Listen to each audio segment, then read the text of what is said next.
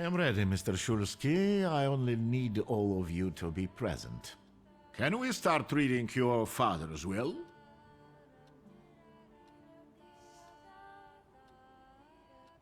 Yes, let his will be done. Begin. Let's begin if everyone is ready. Would you all please take a seat?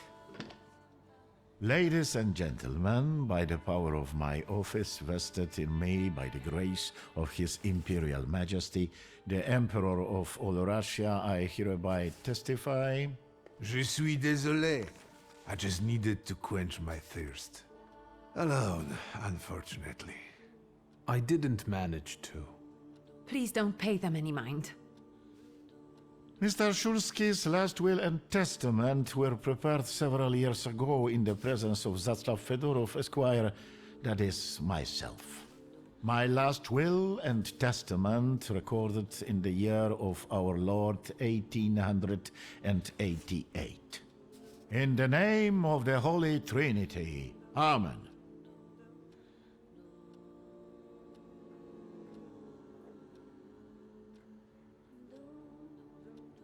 Therefore, my first irrevocable wish is to appoint as executrix of this will my daughter Ligia Szulska. Immediately after my death, an inventory shall be conducted in full accordance with the law. After completing the inventory, all my personal movables will be sold at public auction.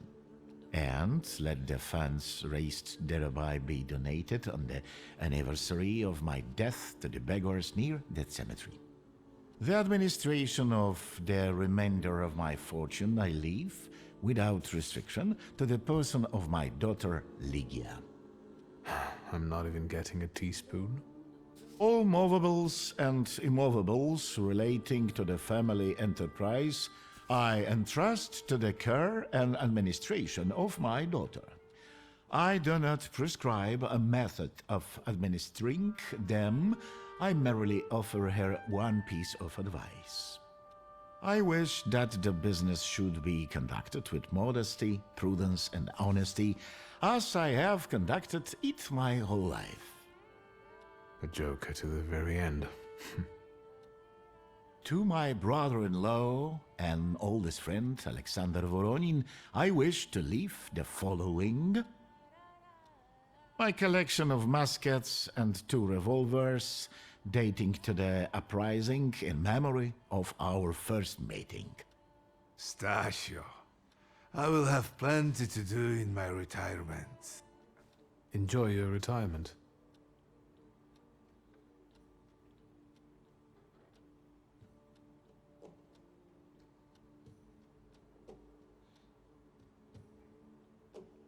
Now, Mr. Fedorov, what did my father leave my mother? Victor, be serious. Nothing. There is a special item reflecting the absolute lack of any bequest to my former spouse, Nadia Fyodorovna Voronina.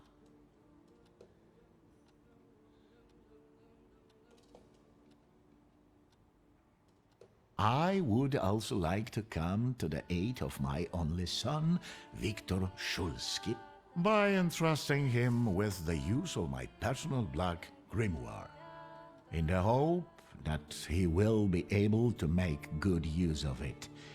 This is my last will and testament. Carry it out solemnly, though you may have found it burdensome. However, this last bequest poses a certain problem. Yes, it certainly does. And what is that, may I ask? I am not in possession of this grimoire. The late Mr. Shulsky used it up until his death, yet no one left it with me after his passing. Meaning it's disappeared?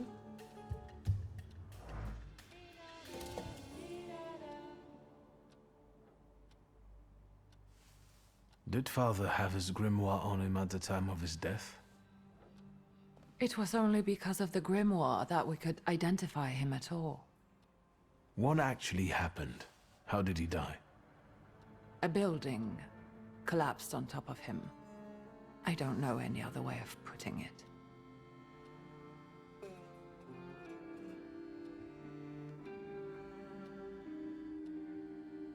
The grimoire. Could someone have taken it? Perhaps, in all that confusion. But why would anyone want Papa's grimoire? An ordinary person won't use it. Would the Thaumaturge just happen to be passing by? Father had all his knowledge in there, but I don't know if it would be useful to someone other than him. I don't even know why he left it to me. I'm sure Stasio had a reason.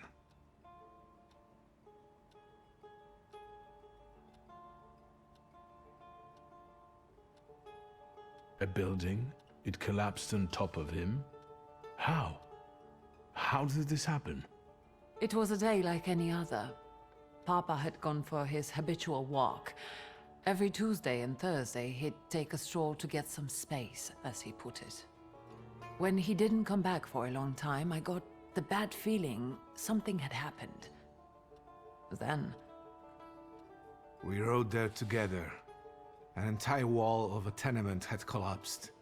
There were 3 victims, including Stasio, who had the bad luck to simply be walking by. To see him there in that condition, it's beyond description.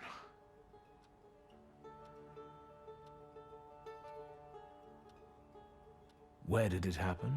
Where was this building? The southern part of Śródmieście, not far from the police station.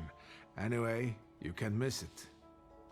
Of all the possibilities, this was the death that fate prepared for him.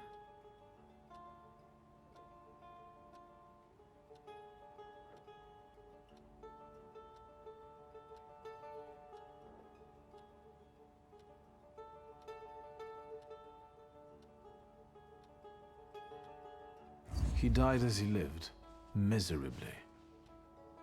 He couldn't have met a more fitting end after what he did to me. What he did to the Niedzic's family.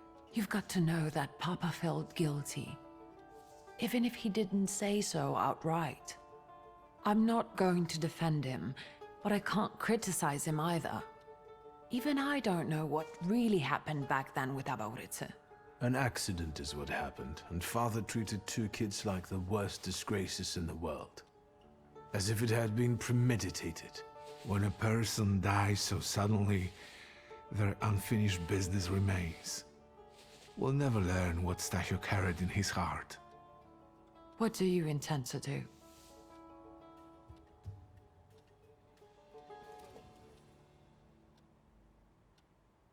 And where are Father's things at the moment? You're standing at the very center of his kingdom. Not everything has been sorted through yet, but you go right ahead. And the store? I should check that too. I've started stock-taking there to distract myself, and I don't want you to go in there before I've finished. As you wish.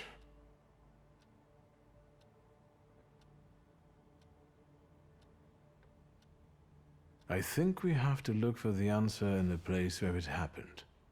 With your sight, you can make out more in those ruins than I, or Uncle, or Detective could. This is a good lead, but is it the only one?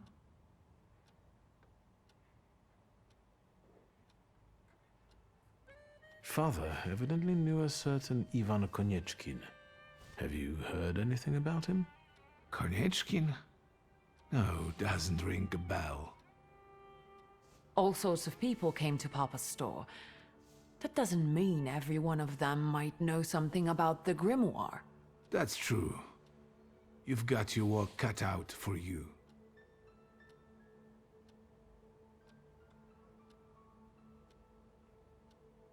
And Mordechai Chayat. Could that be a lead? I don't think so. He worked with Father, but he left more than a year ago. I don't know why. He was an assistant at our, well, my store. Do you know where I might find him? Sadly, no. Do you have any other ideas? Now at least I can see how little I know. Maybe these scraps of information will lead me somewhere. Well, now that we know what's got to be figured out, forgive me, my darlings. I'm going to give my old bones a rest. I'll see you out.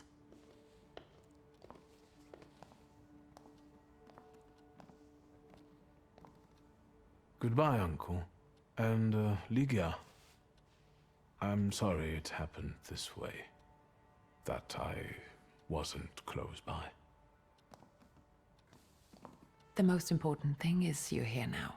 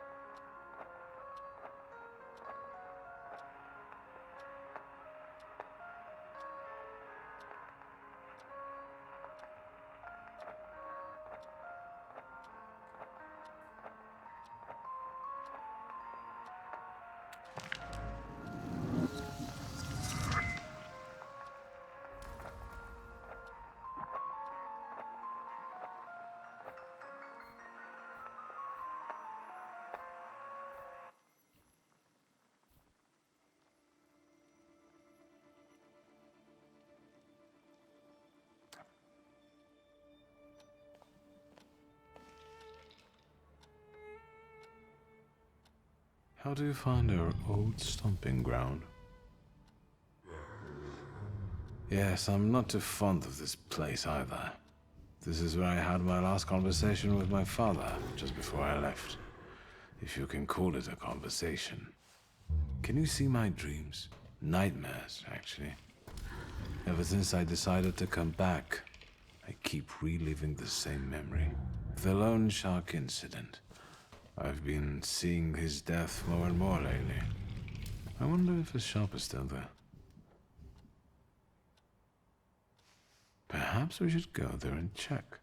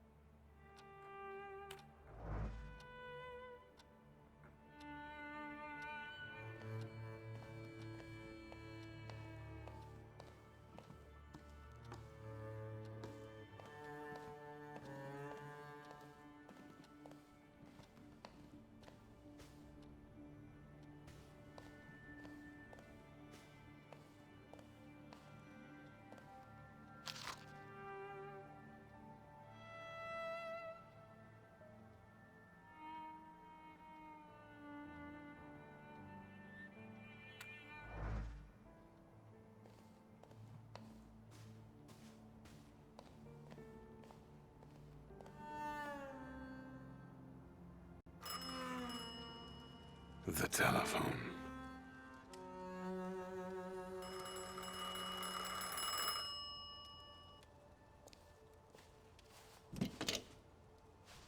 Hello? I talk here? Do you hear me now? Victor? Victor, are you there? Grigori? Yes. Victor, where are you? On the other end of the line, at home, where the telephone rang. Incredible.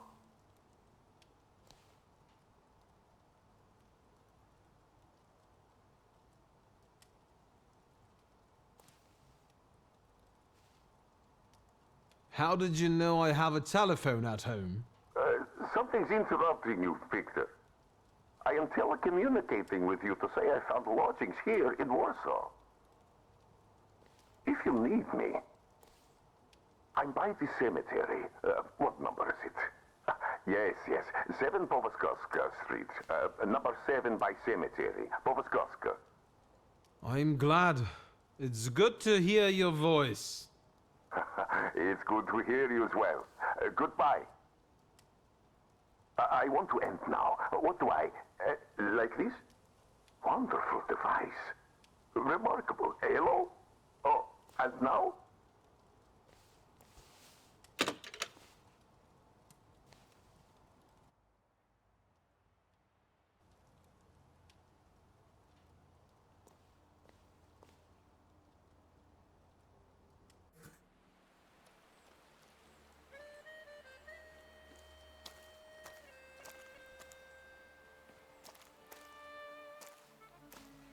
Are you lost? Fuck. Don't try to be a hero, and it'll be all right. You're outnumbered.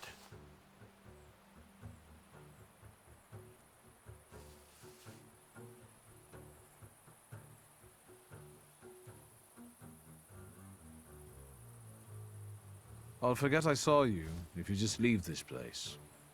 Somehow. I don't trust you. Do we get him? I'm just trying to spare you from disgrace.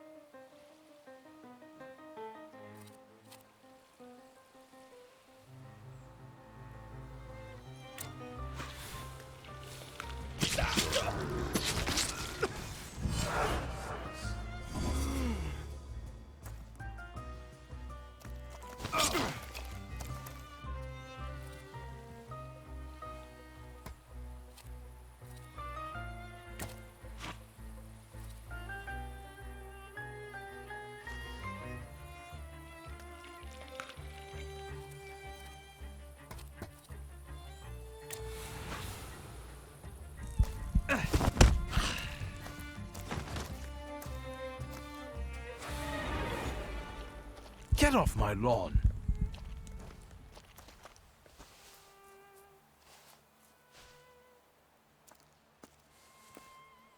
Victor? I heard a noise. Are you all right? I'm fine. We've had a few unwelcome visitors. Burglars? What's wrong with this town? I'll call Uncle. There's no rush. I don't think they'll try to rob anyone anytime soon.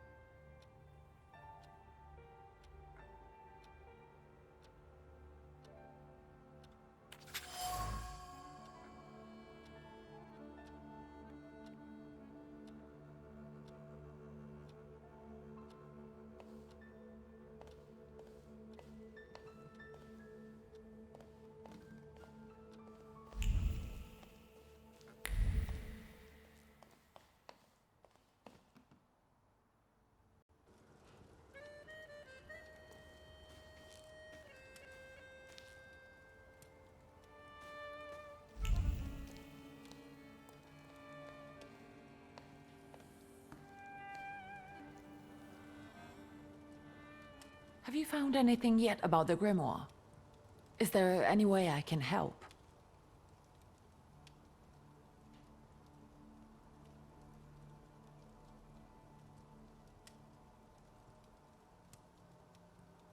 In Father's study, I found a trace of a woman that I couldn't identify.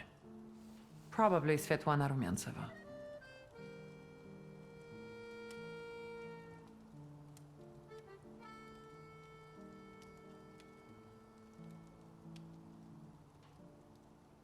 Who is she? And what did Father have to do with her? Svetlana is a Russian aristocrat who travels with the Romanovs' court. I can only tell you she was a customer of Father's. A customer? If you don't want to say, then don't. Where can I find her? When she's in town, she stays at the Imperial Hotel. She might know something that will help me find the grimoire. Not so fast. To get in, you're going to need me and my connections. Svetlana is famous for her soirees where she hosts the creme de la creme of Warsaw.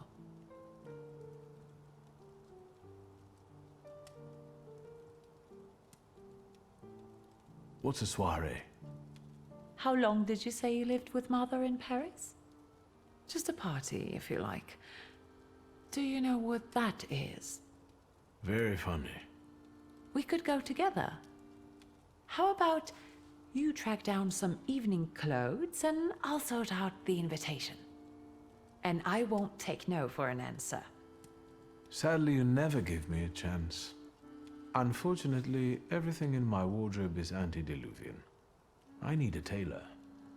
There's a shop at 11 Pruzhna Street that's fairly decent and quick. We also have barbers in Warsaw in case you want to do something about whatever you have growing on your head and face.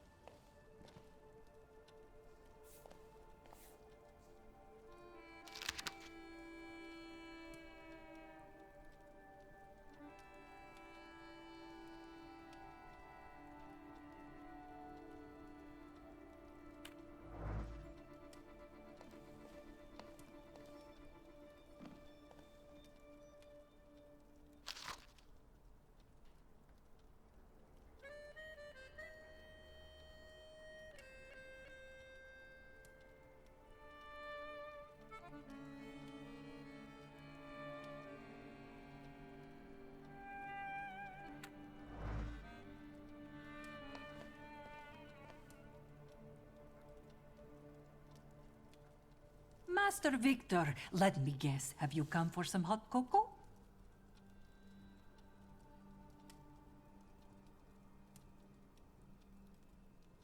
Would there happen to be anything stronger? I see you're all grown up. There's still a little homemade liqueur if Judge Voronin's not polished it all off. Help yourself. It's been an age since we've seen one another. I'm glad you're back. Mistress Ligia is really struggling with everything.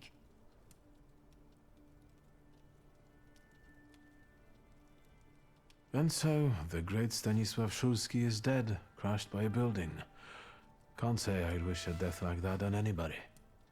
An awful death. Sheer cruelty. Mr. Shulsky didn't deserve it. Now all we can do is think back on what a wonderful man he was. That won't take long.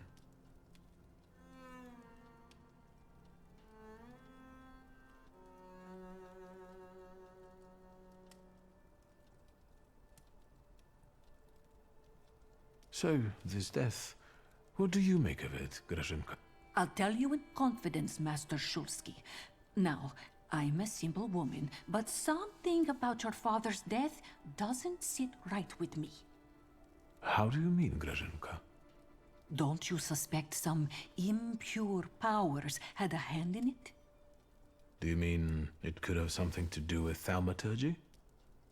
That I don't know. Look at us jabbering while there are potatoes not peeled. Forgive me, Master. Ligia won't open up to me, but how is she doing? She's having a rough time, the poor dear. Her heart is heavy, though she doesn't show it. But she's strong.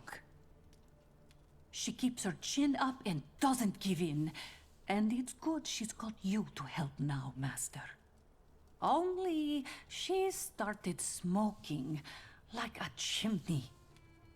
She takes after her father, no question about it.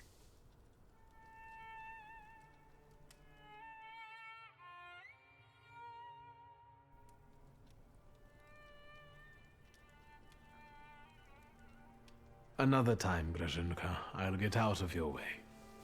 Always ample work, but I can always snatch a moment for a chit-chat with you, Master.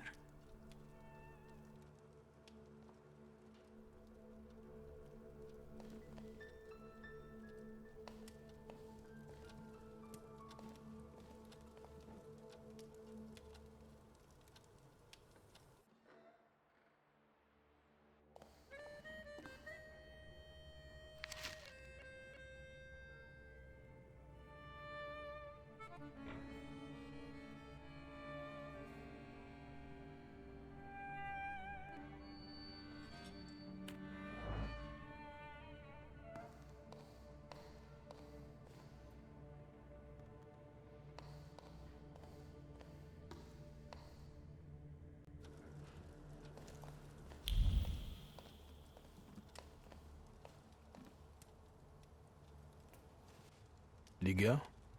Yes?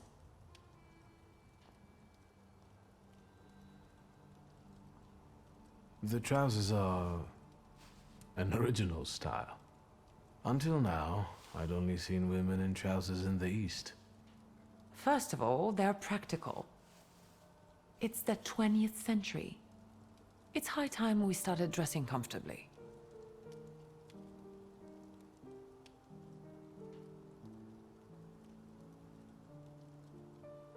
You've always been brave, never afraid of anything or anybody. Like when Mother almost had a fit because you dunked my best tie in hot cocoa. I didn't care that she was angry. I wanted to get you back for not wanting to play with me. Because you were being too annoying. You meant to say brave. By the way, Grażyna still makes cocoa every evening. You can conjure up the flavor of childhood if you want. Is there anything else you want to talk about? What's next for you? You're in charge here now. Have you got some kind of grand scheme? A grand scheme? For now, I'm just trying to keep my head above water. Certain customers are unconvinced that a woman can handle running a business. What's worse, a woman without powers. You know what I mean. A thaumaturge at my side would shut them all up. After all, it's your heritage too.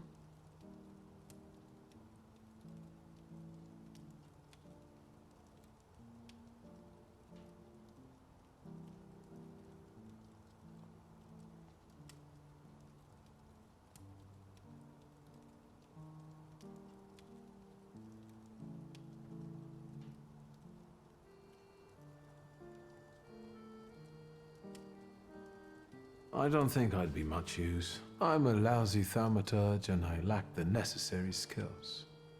I wouldn't know how to palm off all these oddities and antiques that Father used to sell. Thank you, Victor. You've just reassured me that Papa left the business to the right child. I trust the smoke doesn't bother you. You used to detest the smell of tobacco. You'd hold your breath going into Father's study. That's true, but when I'd stay here, alone with Papa, and somehow over the years I got used to it. I don't know when I started copying him even. Daddy's girl. You were always closer to him. That's not true. I was just less rebellious than you, his Thaumaturge son. Now come on, what else is on your mind? I'll get going.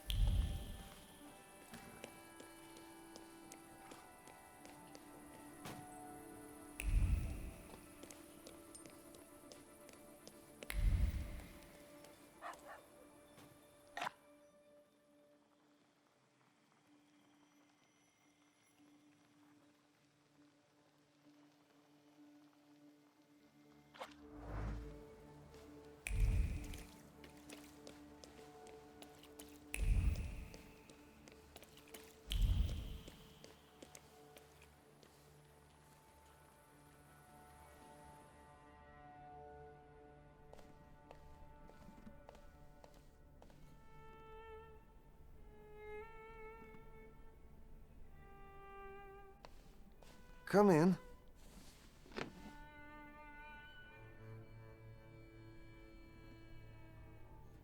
Please, set my hair to rights. Yes, sir.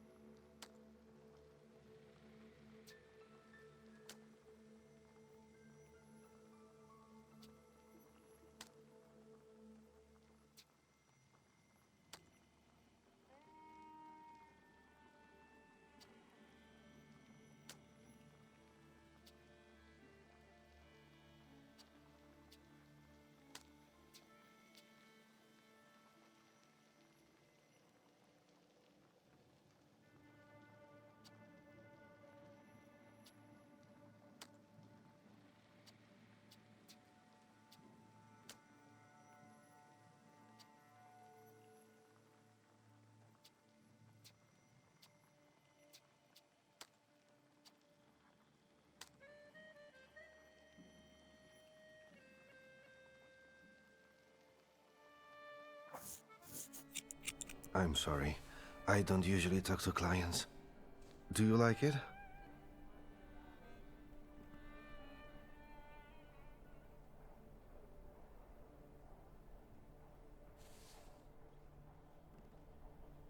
I can't help noticing that you're the most tight-lipped barber I've been to.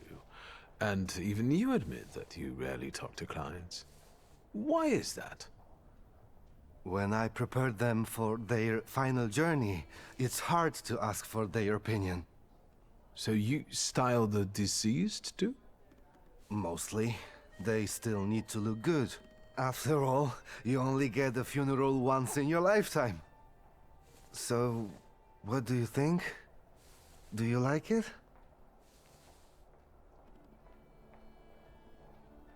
Yes, you're talented. Years of practice. My clients are always satisfied.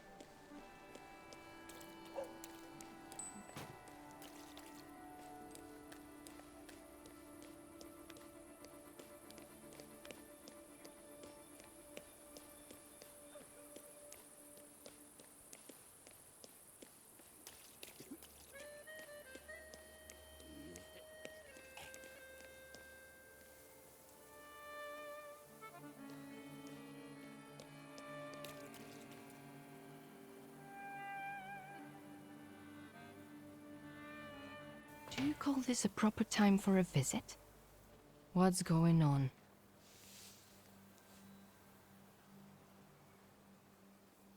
My name is Viktor Szulski. Sir and Madam are already in bed. Come back in the morning like someone respectable. Fear not, I'm here for Rasputin. I can sense he's in the drawing room.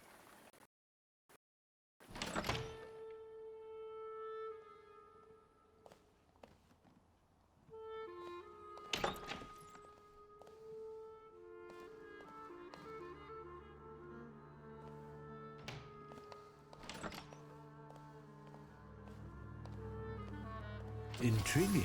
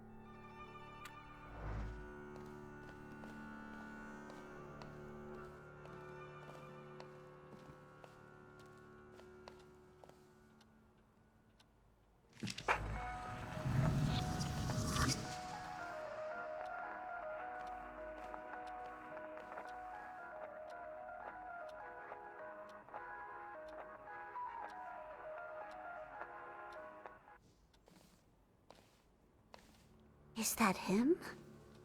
In the flesh. Allow me to introduce you. My dear hostess, Aniela Naradzinska, and my dear friend, Wiktor Szulski. Your father had a beautiful funeral. Thank you. My dear, we finished for today. Now I'll find out what brings Wiktor to us.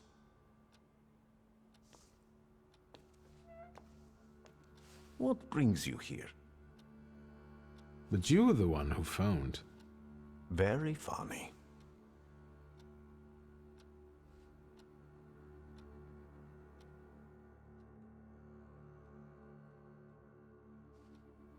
Why was she looking at me so oddly?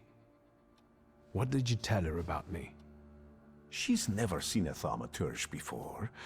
I only mentioned to her how we met. Can I help you at all?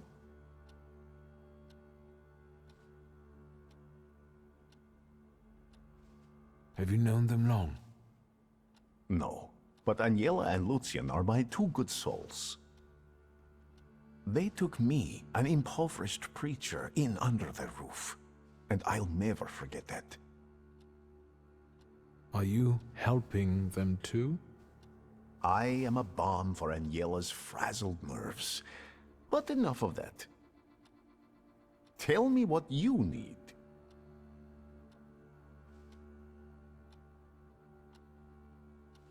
You look like you've made yourself at home.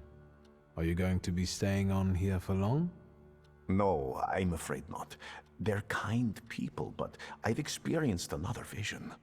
Though not fully terrifying, it is troubling. Will you tell me about it? Later. What brings you to me?